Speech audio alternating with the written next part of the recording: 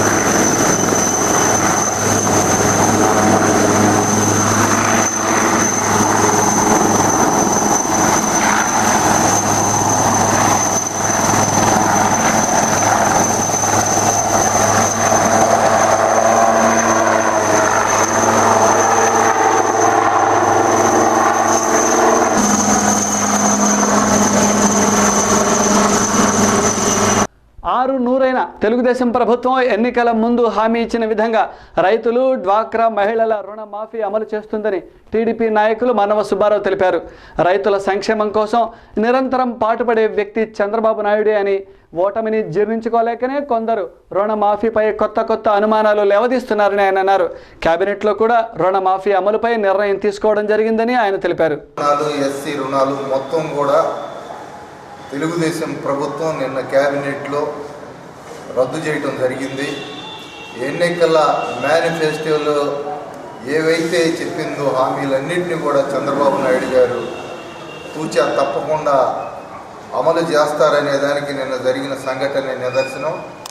దీనికి తెలుగుదేశం ప్రభుత్వాన్ని, ముఖ్యమంత్రి నారా చంద్రబాబు నాయుడు గారిని, వ్యవసాయ శాఖ మంత్రులు ప్రత్తిపాటి పుల్లారావు గారిని అభినందిస్తున్నాం.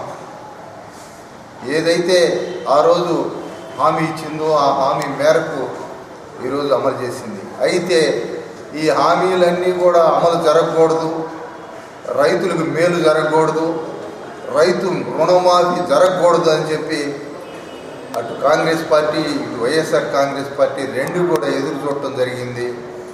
ప్రభుత్వం మీద ఒత్తిడి తీసుకొచ్చేందుకు కేవలం 4 రోజులు కూడా గడవక ముందే వాళ్ళు ప్రభుత్వం మీద ఒత్తిడి తీసుకొచ్చి అనేకమైన పసలేని ఆరోపణలు చేయడం జరిగింది.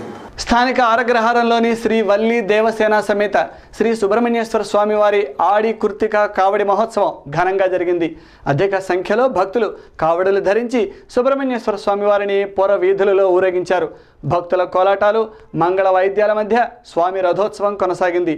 దారి పొడవునా నగర ప్రజలు భక్తి శ్రద్ధలతో స్వామివారిని దర్శించి రథోత్సవాన్ని తిలకించారు.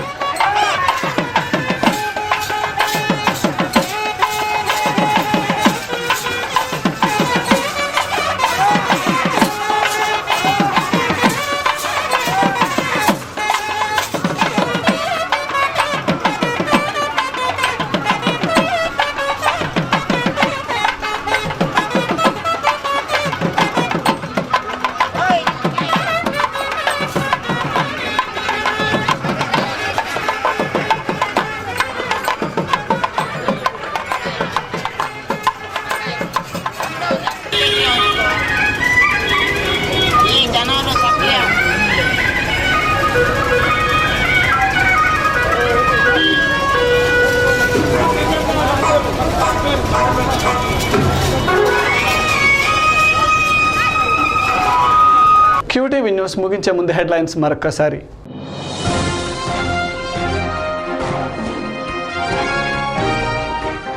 ట్రాఫిక్ నిబంధనలను ప్రతి ఒక్కరూ విధిగా పాటించాలి. అతిక్రమించిన వారిపై చర్యలు తీసుకుంటాం. కలెక్టర్ కాంతిలాల్ దండే.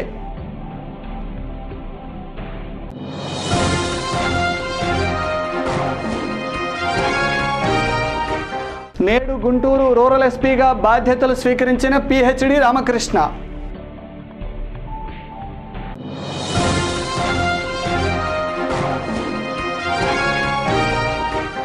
జనావాసాలలో, దేవాలయాలకు, పాఠశాలలకు దగ్గరగా ఉన్న మద్యం దుకాణాలను వెంటనే తొలగించాలి. నెహ్రూ నగర్లో స్థానికుల ఆందోళన. ఇవి ఈరోజు విశేషాలు. మరిన్ని వార్తలతో మళ్ళీ కలుద్దాం. నమస్కారం.